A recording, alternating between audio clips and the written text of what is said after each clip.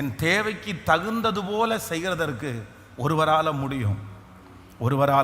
அவர் தான் யார் அப்படின்னா, அதான் ஒரு கம்பெனியில் வந்து படித்து 1 இயர் ஆச்சு, வேலையே கிடைக்கல, சுத்தமாக வேலை கிடைக்கல. வீட்டில் வந்து அவங்க அம்மா வந்து ரொம்ப திட்டுறாங்க. அவங்க ரொம்ப நல்ல பையன், கெட்ட பசங்கன்னா கூட படித்து முடிச்சுட்டு ரொம்ப கெட்ட வழி போவாங்க. இந்த பிள்ளைக்கு கெட்ட வழி போவோம் தெரியாது.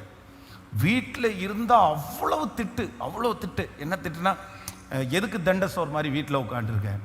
சரி, வீட்டில் உட்காந்தா இவ்வளோ திட்டுறாங்களேன்னு சொல்லிட்டு வெள்ளிக்கிழமை வந்து தவறாமல் ஃபாஸ்டிங் ப்ரேயருக்கு வந்து சரி சர்ச்சிலையாவது போய் உட்காரலான்னு பார்த்தா, சர்ச்சில் வந்த உடனே ஃபாஸ்டிங் ப்ரேயர் முடித்த உடனே 10 பேர் கேட்டுறது, குறைஞ்சது 10 பேர். இல்லை என்ன வீட்டிலே உட்காந்துருக்கிறியா அப்படின்னு கேட்டோன்னா இப்போ சர்ச்சுக்கும் போக முடியாது. அப்போ வந்து அந்த தம்பி வந்து என்னை பார்த்து, பாஸ்டர் எனக்கு எல்லா பக்கமும் நெருக்கமாக இருக்குது, எங்கேயாவது ஓடிடலாமான்னு தோணுது. நான் படித்த ரெசியூமை தூக்கிட்டு போனால் நான் படித்த படிப்புக்கு எங்கேயுமே வேலை கிடைக்க மாட்டேங்குது அப்படின்னு சொன்ன உடனே நான் என்ன சொன்னேன் அப்படின்னு சொன்னா, சரி நீ ஜெபம் பண்ணு. நம்முடைய தேவன் யார் அப்படின்னா, அவர் எஜமானன். ஏன்னா அவர் வந்து ஒரு எஜமானனாக இருந்து அவர் சொல்கிறாரு, என்னுடைய வேலைக்காரங்களுக்கு நான் என்ன பண்ணுவேன்னா ஊதியத்தை நான் கொடுப்பேன். அந்த ஊதியத்தை கொடுக்கும்போது எல்லாருக்கும் சரிசமமாக கொடுப்பேன். நீ இப்படி ஜெபம் பண்ணு, ஆண்டவரே உலகத்தில் இருக்கிற எஜமானனால எனக்கு வேலை தராமல் இருக்க முடியும், ஆனால் நீங்கள் எஜமானன், நீங்கள் ஓனர், நீங்கள் எங்கே வேணாலும் எனக்கு வேலையை வச்சுருக்க முடியும் அப்படின்னு ஜெபம் பண்ண ஆரம்பிங்கன்னா, கரெக்டாக ஒரு 15 நாள் அந்த பிள்ளை ஜெபம் பண்ணுது. ஒரு கம்பெனியில் வேலை கிடைக்கிறாங்க, ஆனால் இவருக்கு சம்பந்தமே இல்லாத ஜாப். இவர் படித்த படிப்பிற்கும் அந்த வேலைக்கும் சம்பந்தமே இல்லை.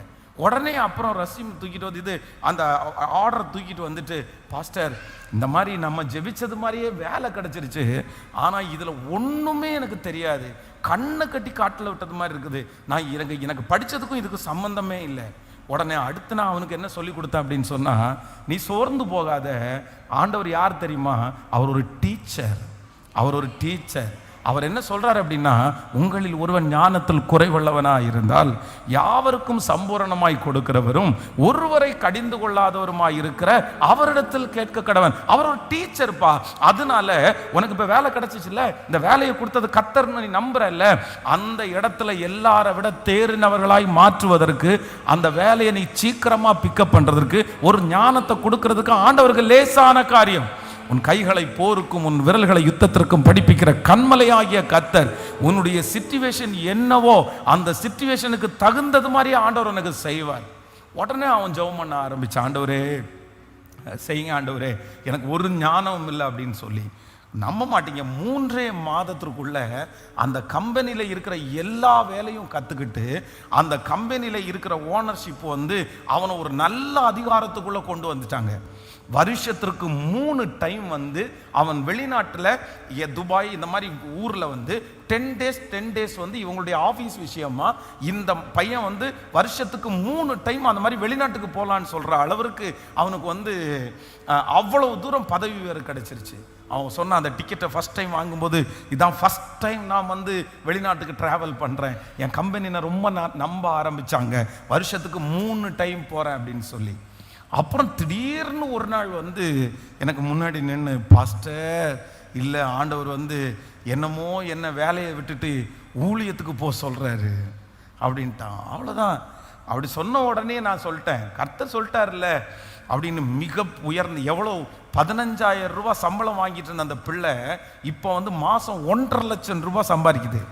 ஆனால் 1.5 லட்சம் ரூபாய் சம்பாத்தியத்தை அப்படியே விட்டுப்புட்டு எல்லாரும் கம்பெனியில் இருக்கிறவங்க அவ்வளவு திட்டு, எதுக்கு இப்படி பண்ற, ஒன்று அவ்வளோ கம்பெனி நம்புது, கம்பெனி அவனை விடவே இல்லை. ஆனால் அவன் வந்து இல்லை கடவுளே என்னை கூப்பிட்டாரு, நான் போகாமல் இருக்க முடியாதுன்னு லெட்டர் கொடுத்துட்டு இன்னைக்கு இங்கேருந்து ஃபுல் காஸ்பலில் இருக்கிற பைபிள் காலேஜில் படித்து முடிச்சுட்டு இன்னைக்கு பார்த்தீங்கன்னா அந்த பிள்ளை வந்து வடநாட்டில் ஒரு திருச்சபையில் ஊழியம் செய்து அங்கே இருக்கிற நிறைய திருச்சபைக்கு கர்த்தர் அவரை தலைவராக கர்த்தர் அது அங்கீகரித்து ஆண்டவர் வச்சிருக்கிறார்.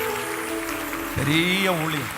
அதனால் நான் என்ன விசுவாசிக்கிறேன் அப்படின்னு சொன்னால், கர்த்தர் நமக்கு சூழ்நிலைக்கு ஏற்றி எந்த சூழ்நிலையில் இருக்கிறீங்களோ, இப்போ ஆண்டவர் உங்களுக்கு என்னவா வேணுமோ நீங்கள் அப்படி தான் ஆண்டவரிடத்தில் கேட்க போகிறீங்க.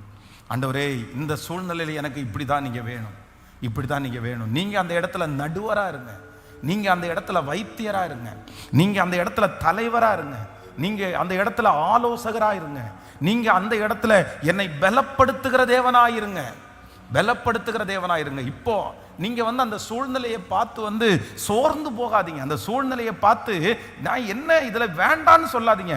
அதற்கு மாறாக நீங்க சொல்ல வேண்டியது என்ன அப்படின்னு சொன்னா, இந்த இடத்துல என்ன அப்படி நீங்க நடத்துறதற்கு நீங்க எனக்கு ஹெல்ப் பண்ணுங்க. நிச்சயமா சொல்றேன், அந்த இடத்துல நீங்க பண்ண முடியாத காரியத்தை, உங்களால செய்ய முடியாத காரியத்தை, உங்களால தாண்ட முடியாத அந்த காரியத்தையும் வேறு ஒருவரையும் கொண்டல்ல, உங்களை கொண்டே அந்த காரியத்தை செய்கிறதற்கு, உங்களை அந்த இடத்துல வைத்து அலங்கரிப்பதற்கு, அந்த இடத்துல உங்களுக்கு என்ன தேவையோ அதை கொடுப்பதற்கு கர்த்தர் வல்லவராய் இருக்கிறார்.